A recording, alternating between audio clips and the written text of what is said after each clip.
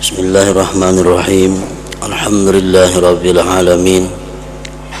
Wassalatu wassalamu ala asyrafil anbiya wal mursalin sayyidina wa habibina Muhammadin wa ala alihi wa ashabihi ajma'in.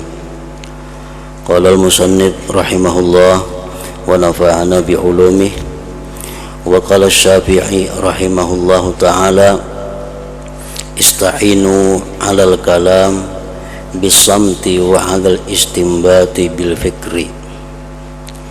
Wa qala aidan sihhatun nadhari bil umur najatun minal gurur wal azmu bir ra'yi salamatun minat tafriti wan nadam war ru'yatu wal fikru yakshifani anil hazmi wal fitnati wa musyawaratul hukama sabatun bin nafsi wa quwwatun bil basirah fafakkir qabla an tahzima wa tadabbar qabla an tahjuma wa syawir qabla an taqdama. Wa qala aidan al fadailu arba'un ihdaha al hikmatu wa qiwamuha al fikratu wa thaniyatu al iffatu wa qiwamuha bis syahwati wa thalithatu al quwwatu wa qiwamuha bil ghadabi warrabi'atu al-udul wa qiwamuhu bi'tidalik wan nafsi. Fahadhihi aqawilul ulama bil fikrah wa ma syara'a ahadun minhum bi dzikri haqiqatiha wa bayani majariha ila akhir.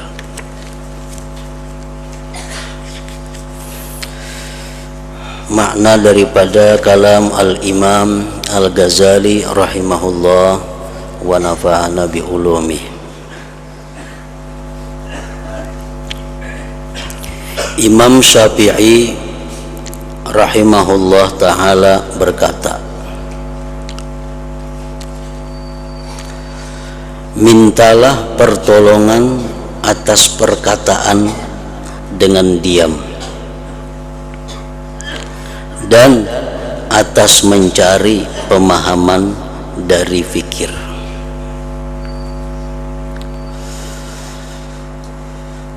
Nah, di sini Imam Syafi'i rahimahullah mengatakan bahwa orang-orang yang biasanya banyak perkataan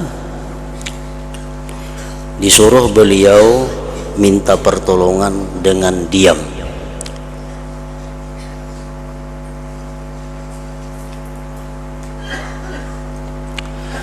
Imam Al-Ghazali mengatakan perkataan itu ada 4 macam. Yang pertama, kata beliau, perkataan itu ada yang dararun mahdun, mudarat semata-mata. Perkataan kita itu kadang memberi manfaat, kadang membawa pahala. Ada perkataan yang hanya dapat dosa, seperti berdusta, ghibah, menggunjing orang. Itu perkataan yang dararun mahdun. Ada perkataan yang kedua, naf'un mahdun, yang memberikan manfaat semata-mata. Perkataan yang murni bermanfaat,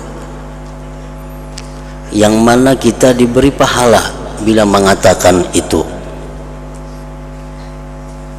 Contohnya seperti amar ma'ruf nahi munkar, memberikan nasihat, memberikan saran kepada sesama, memberikan kata-kata perkataan yang halal yang menyenangkan hati saudara-saudara, perkataan yang halal, yang boleh, yang membuat orang senang. Nah, itu contoh perkataan yang semata-mata bermanfaat. Yang ketiga, ada perkataan yang membawa dararun wa naf'un. Perkataan itu membawa manfaat ada, mudaratnya ada. Contohnya seperti berdebat. Nah, berdebat itu manfaatnya ada, mudaratnya banyak.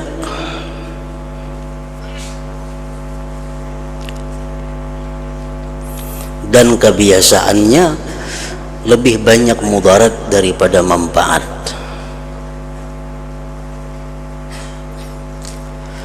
Yang keempat, perkataan la darara wala naf'a, mudarat kada, manfaat kada. Artinya kita menuturkan itu, mengucapkan itu berpahala kada, berdosa kada. Nah, jadi 4 perkataan itu. Lalu hukumnya pun kada sama. Perkataan yang semata-mata membawa mudarat seperti dusta, ghibah, anjur atar, itu wajib kita tinggalkan. Wajib kita diam daripada berkata-kata seperti itu.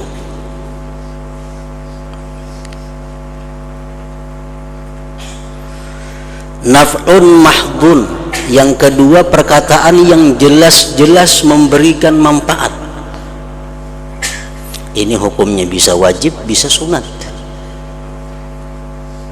Kita katakan perkataan yang jelas memberi manfaat, ini wajib kita katakan atau sunat kita katakan. Yang ketiga tadi dararun wa naf'un, perkataan itu ada mudaratnya, ada manfaatnya. Nah, itu pun sebaiknya kada usah diperbuat, kada usah dikatakan. Ini mun ku ucapakan ini nang senang ada, nang tersinggung ada, kada usah. Tamu ada 10, mun ku ucapakan 5 nang senang, tapi 5 nang sakit hati. Nah, kada usah diucapkan. Yang keempat, perkataan yang tidak ada mudarat, tidak ada manfaat, itu pun jangan diucapkan juga. Kenapa? Karena bila kita ucapkan akan mempersulit, memperlambat kita dihisab nanti di akhirat oleh Allah Subhanahu wa ta'ala.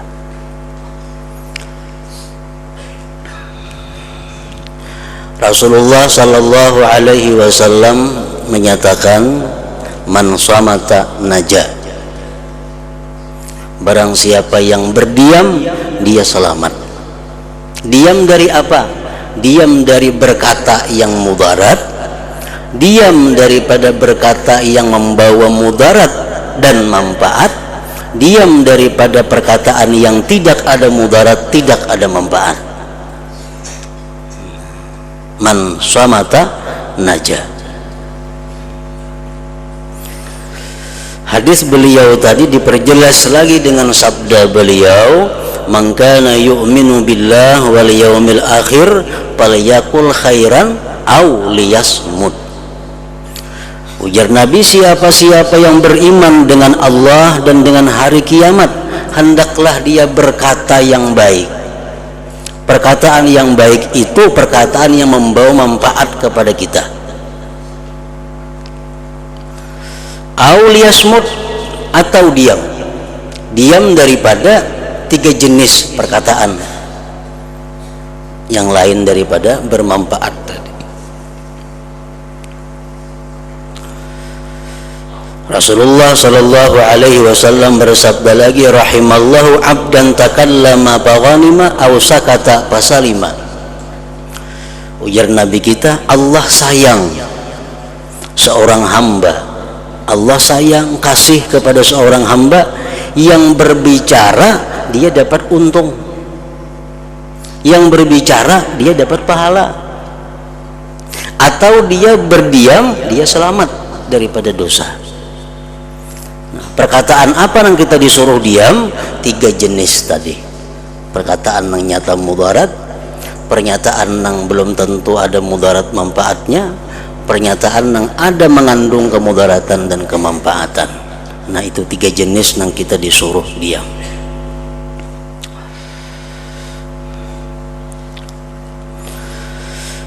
Beliau bersabda lagi, ala ukhbirukum bi aisaril ibadah wa ahwaniha 'alal badan, as-samtu wa husnul khuluq. Hakun laja Nabi ikam kepada hakan ibadah yang paling nyaman awak adalah apa? Apa ibadahnya? Diam, berdiam, dapat pahala.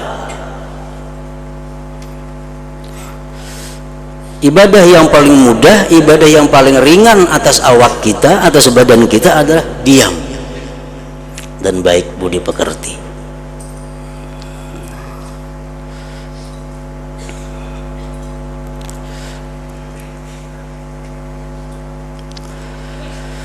Nah, perintah-perintah atau anjuran-anjuran agama yang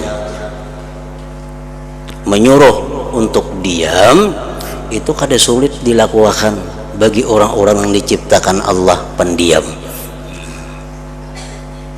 Kada sulitnya. Ini orang model lamparut dah pendiam orangnya. Tapi ini sangat sulit dilakukan bagi orang yang lantih suka bepandir. Sulit diam itu. Beruntung orang-orang yang diciptakan Allah pendiam. Kenapa? Semacam ini dahulu kada melatih diri untuk diam itu. Keuntungan orang diam ini, pertama, ini kada banyak dihisap di akhirat dengan kata-katanya. Yang kedua, orang yang diam ini mudah untuk menyendiri, mudah untuk berkhalwat. Orang yang pendiam itu mudah untuk berkhalwat.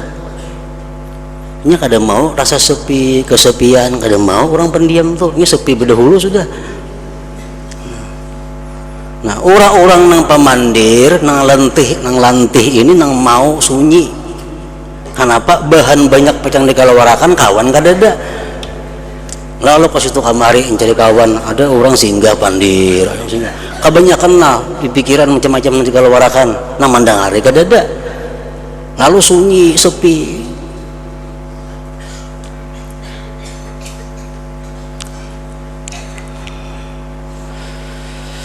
Imam Syafi'i memberikan nasihat, mintalah pertolongan atas perkataan dengan diam.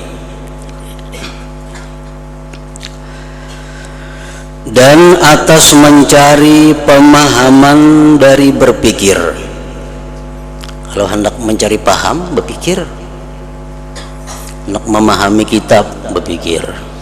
Hendak memahami satu masalah, berpikir. Hendak memahami hakikat sesuatu perkara, berpikir. Dan atas mencari pahaman dengan berpikir. Dan Asy-Syafi'i rahimahullah berkata pula, sihatnya pandangan pada urusan-urusan adalah keselamatan dari tipu daya. Kenapa kita tertipu? Karena pandangan kita kada sihat, karena pikiran kita kada jernih. Baik tertipu urusan agama atau tertipu urusan dunia.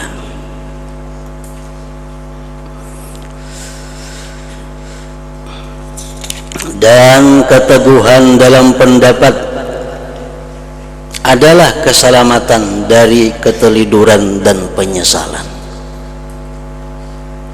Dan pertimbangan dan pikiran dapat membuka bacaannya. Pertimbangan dan pikiran dapat membuka kehati-hatian dan kecerdasan. Maka itu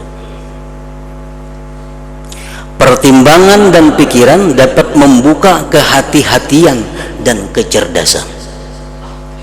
Orang yang mempertimbangkan sesuatu perkara lalu memikirkan perkara itu, maka membuka akan kehati-hatian dan kecerdasannya. Dan musyawarah dengan orang yang ahli hikmah adalah ketetapan pada jiwa dan kekuatan pada penglihatan hati. Dengan bermusyawarah, dengan bertukar pikiran, dengan minta pendapat, itu akan menguatkan jiwa dan menajamkan mata hati.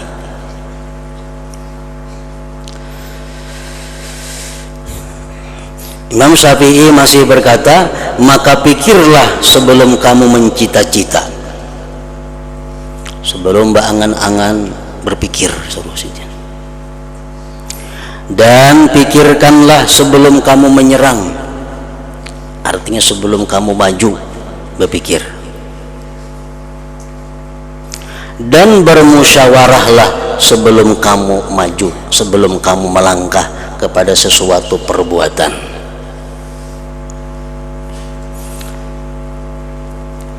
Musyawarah artinya bertukar pikiran atau minta pendapat.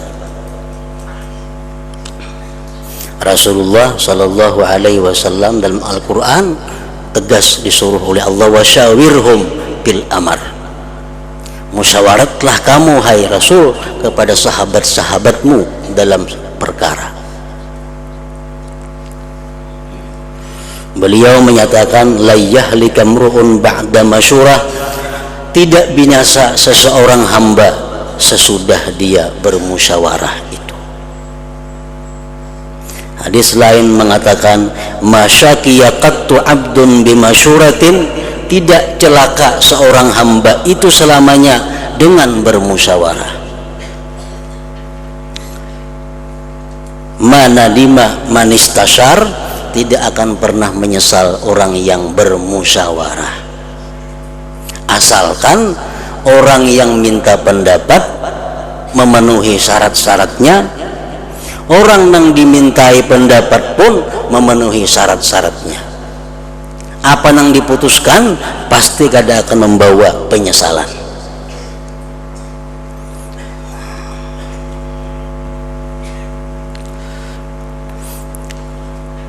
Jadi sebelum kita minta pendapat kepada seseorang, kita mesti mengetahui dulu orang itu apakah patut untuk dimusyawarah atau kada.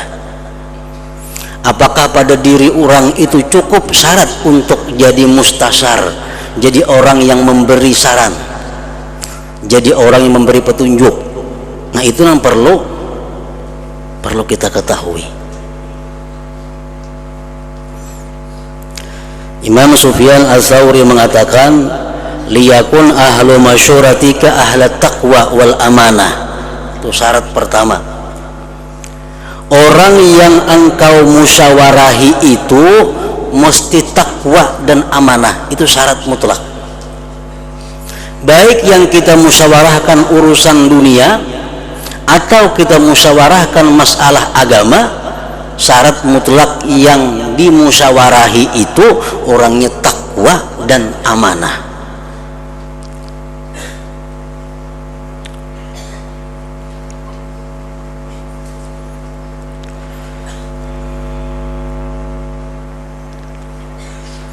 Nah, kemudian kalau kita musyawarat kepada orang tadi, orangnya sudah takwa sepengetahuan kita, orangnya amanah sepengetahuan kita, baik laki-laki, bini-bini sama, kada ada masalah. Yang penting takwa dan amanah. Kemudian kalau kita ingin minta pendapat tentang masalah yang berhubungan dengan agama,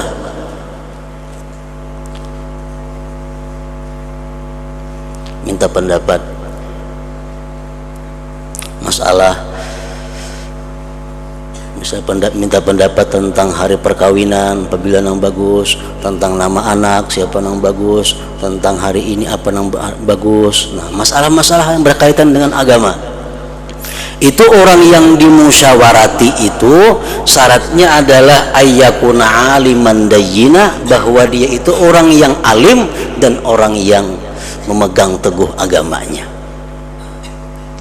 Nah, jadi kalau nang berbau agama, masalahnya itu kita minta pendapat, satu kepada orang yang bersifat takwa dan amanah, kedua dia memang alim dan teguh dalam pendirian agamanya. Nah, itu cukup dimintai pendapat untuk urusan masalah agama. Nah, kalau masalah dunia, karena musyawarat ini kita disuruh bukan hanya masalah agama, masalah dunia pun disuruh musyawarah. Masalah dunia macam apa? Contohnya berdagang napa nang bagus, usaha, nah, itu masalah dunia.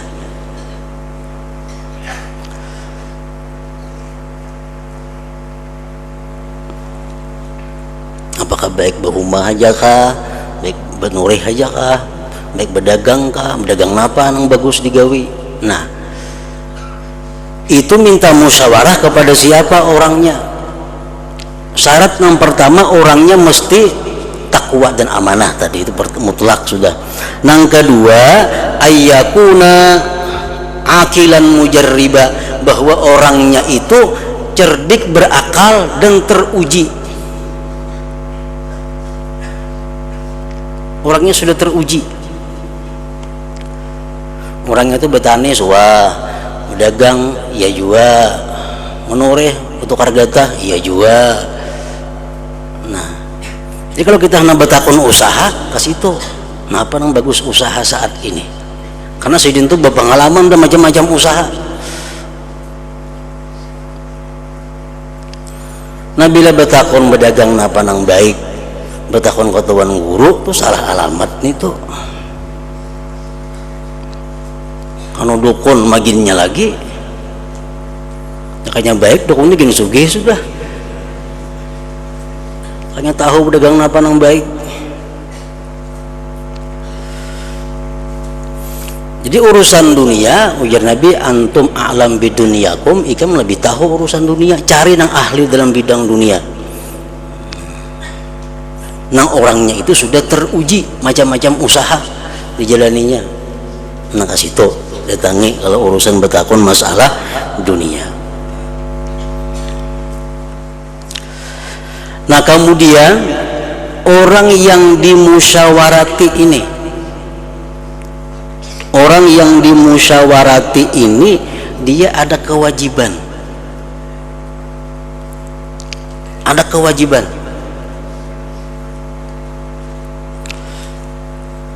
Yang pertama kewajibannya apa? Orang yang dimusyawarah ini an la yabsuwa mastusyira fihi li'annahu sirrul mustashir, bahwa dia tidak boleh membuka, kada boleh membuka yang dimusyawarahkan padanya, karena itu merupakan rahasia orang nang minta pendapat. Kada boleh dibuka. Walau lawan bini kada boleh dibuka.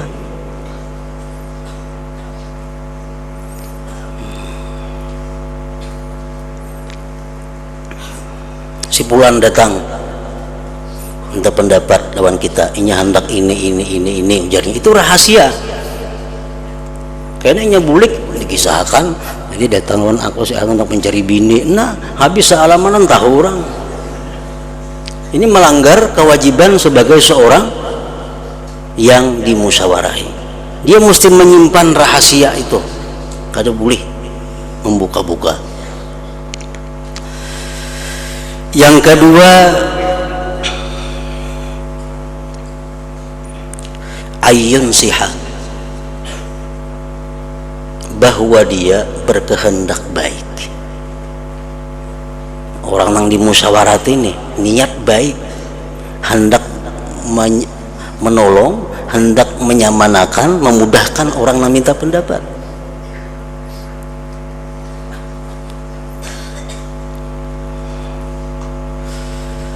Yang ketiga, ayatawaffa sidqa, bahwa dia berijtihad mencari kebenaran. Nah, jadi orang yang di musyawarah ini kada gampang, kada sembarang baik-baik kada mau.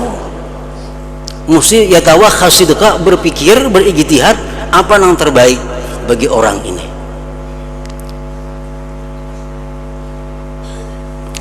Yang keempat, ayyushira fil umur allati ya'rifuha aw yujarribuha, bahwa dia memberikan petunjuk kepada orang yang minta saran itu perkara yang dia ketahui atau yang dia sudah mengujinya. Inya sudah menguji atau inya mengetahui, nah itu yang diberikan petunjuk. Sesuatu yang seorang belum jelas baik buruknya dan kada pernah mengujinya, itu kada boleh disaranakan lawan orang yang minta saran, kada boleh. Seorang kada biasa berdagang kain umpamanya, kada biasa. Orang minta pendapat dua kita, mau berdagang kain, nah kada kawan itu. Seorang kada biasa berdagang kain, itu harus yujarribuha. Nah, yang kelima, ayyukhlisa lillahi ta'ala, bahwa dia itu ikhlas karena Allah memberikan saran itu. Atau kewajiban orang-orang yang minta pendapat, yang dimintai pendapat tadi. Pertama, merahasiakan orang yang minta pendapat tadi. Yang kedua, dia bujur-bujur bermaksud baik dengan sarannya. Yang ketiga, dia mengusahakan kebenaran. Yang keempat, dia memberikan saran yang sudah dia ketahui dan atau yang dia uji. Yang kelima, dia ikhlas.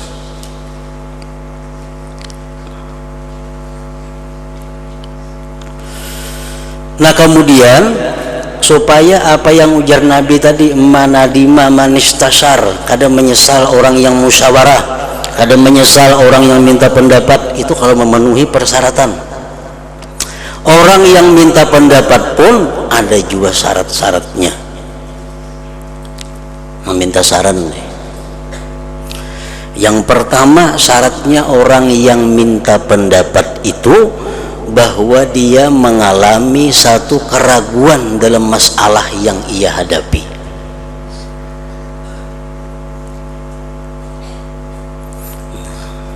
Ini ragu-ragu.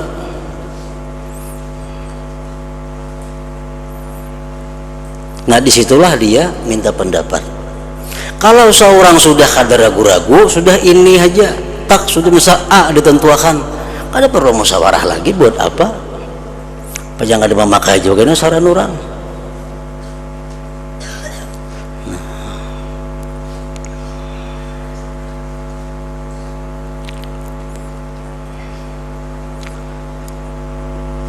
Mesti belum ada keputusan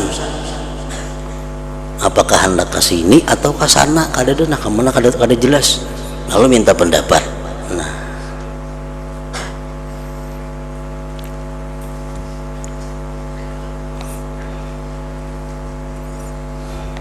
yang kedua, dia tidak menyebutkan pendapat orang lain kepada yang dimintainya pendapat itu. Minta pendapat guru lah, apabila baik kira-kira hari nikah ujar guru hidup 10, tadi ruwe betakon ke sana hidup 8 je baik, nah kemana minta pendapat 2-3 macam kayak itu, nah mana nang dituruti. Nah, jangan mengisahkan saran orang di hadapan orang yang kita mintai pendapat itu.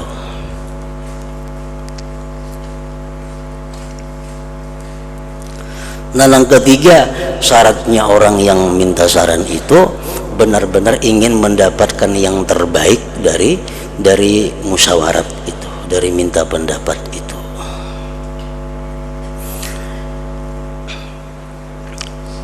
Jadi perbedaan antara kita minta restu lawan minta pendapat itu lain. Minta restu contohnya, ulun bisi anak lahir laki-laki, nah ulun ngarani inya Muhammad Nur umpamanya, ini tolong doakan ini anak Muhammad Nur. Nah itu minta dukungan, minta doa anaknya ini Muhammad Nur. Bagus nih tuh, minta dukungan, minta doa. Ada minta pendapat itu, orang ada anak laki-laki ngarannya siapa, ulahkan. Nah itu minta pendapat ngarannya, minta ulahkan. Jangan imbah dibari ada apa rencana ngaran Muhammad Nur ya pulang. Nah, itu ngarannya ampun saurang juga. Nah, iyanya apa ya minta pendapat, ampun saurang juga dikajal itu.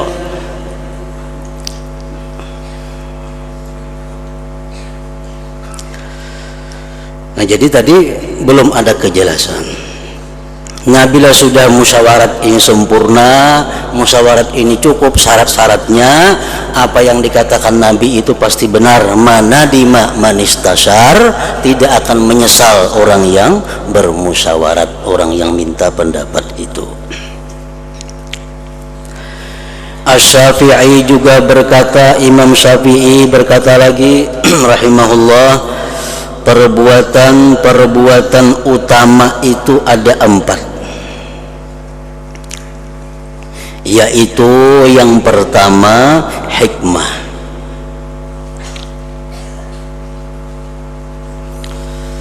Bermacam-macam pengertiannya hikmah ini.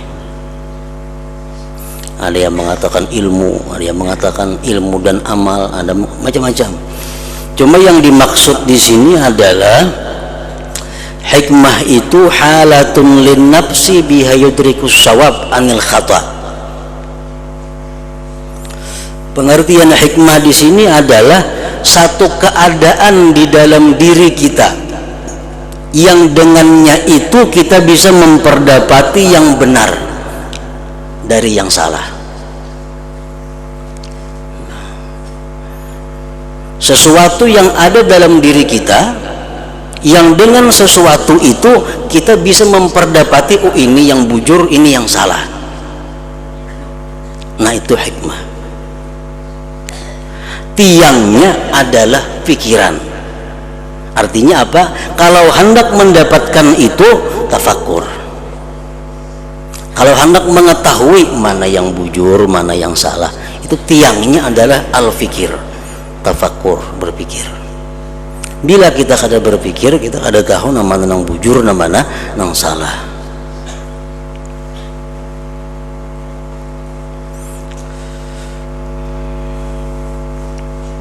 Yang kedua, iffah.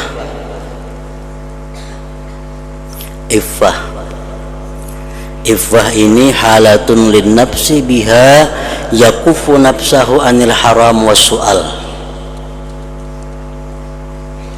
Halatun lin nafsi biha yakufu nafsahu anil haram was su'al. Sesuatu yang ada dalam diri kita yang dengan sesuatu itu kita bisa mencegah perbuatan yang diharamkan dan bisa mencegah daripada minta-minta. Itu iffah ngarannya. Orang yang afif, orang yang bersifat iffah, dia akan bisa menjaga dirinya daripada yang dilarang Allah, dan dia menjaga dirinya daripada minta-minta kepada orang lain, mengemis kepada orang lain. Nah, iffah itu adalah termasuk perbuatan kelakuan yang utama. Perempuan yang bisa menjaga dirinya disebut afifah. Nah, kalau laki-laki afif, artinya dzu iffah, orang yang punya sifat iffah itu.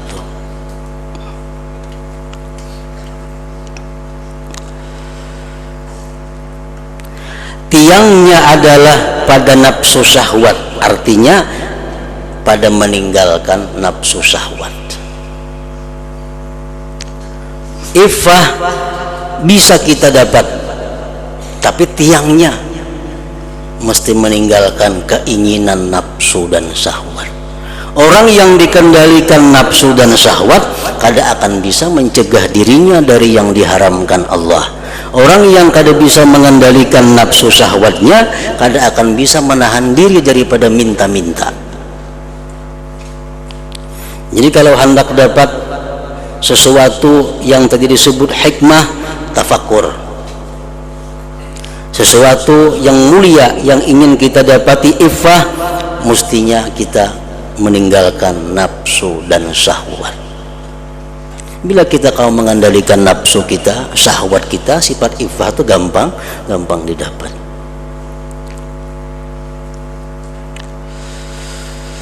Yang ketiga, kekuatan, al-quwwah.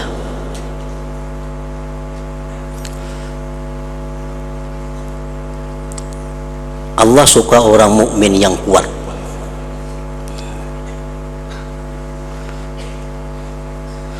Tiangnya adalah pada kemarahan, maksudnya pada meninggalkan kemarahan. Bil ghadab ay fi tarkiha, jarka itu. Nah, fi tarkihi, pada meninggalkannya ghadab itu. Hendak mengetahui orang itu kuat atau kada kuat bisa dilihat waktu dia marah. Rasulullah SAW bersabda, laisa syadid bisura'ah wa innama syadid alladhi yamliku nafsahu indal ghadab. Ujar Nabi kita, orang yang kuat itu bukan orang yang bisa mengalahkan orang lain dalam bergulat. Orang kuat bukan orang selalu menang bergulat, main tinju atau apa. Tetapi orang itu dinamakan kuat, kata Rasulullah, orang yang bisa mengendalikan dirinya pada waktu marah.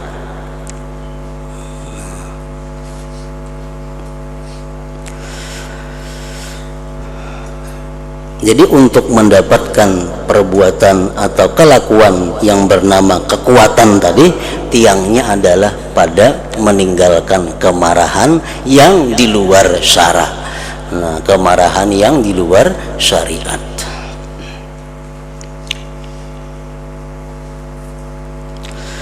Yang keempat, perkara perbuatan atau kelakuan yang utama adalah adil.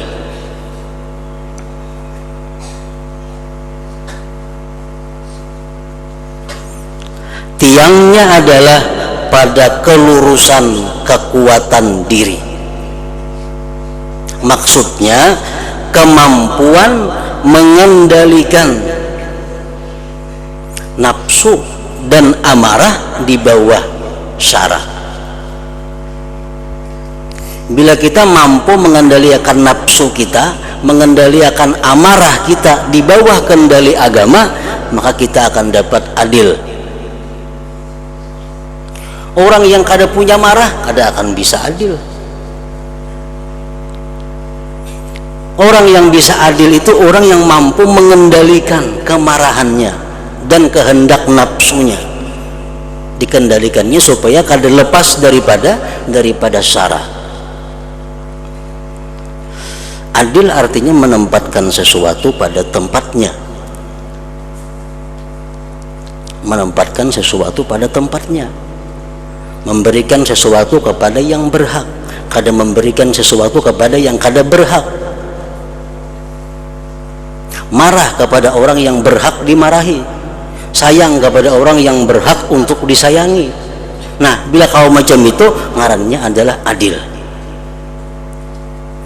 Itu bisa kita dapat kalau kita bisa mengendalikan nafsu dan amarah kita di bawah kendali agama.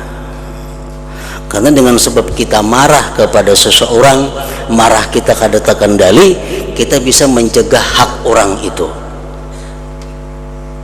Bisa kita kada beri inya, karena tuh aku sarik lawan inya. Nah, akibat sarik nang di bawah nang bukan di bawah kendali agama.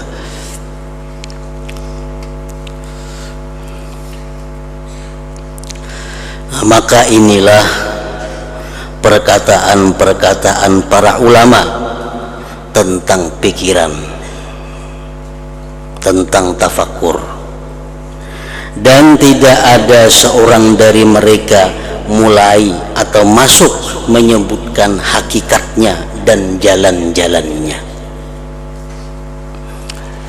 Dari sekian banyak perkataan-perkataan ulama tentang tafakkur tadi, Imam Ghazali satu orang pun kadang-kadang membicarakan kayak apa sebenarnya yang dimaksud dengan tafakkur itu dan kayak apa cara untuk mendapatkan tafakkur itu. Nah, di sini ada ulama-ulama menyebutkan tentang kelebihan tafakkur, tentang buahnya tafakkur, bila tafakkur dapat ini, dapat itu. Tapi mereka kadang menjelaskan bagaimana caranya tafakkur itu dan bagaimana bisa mendapatkannya.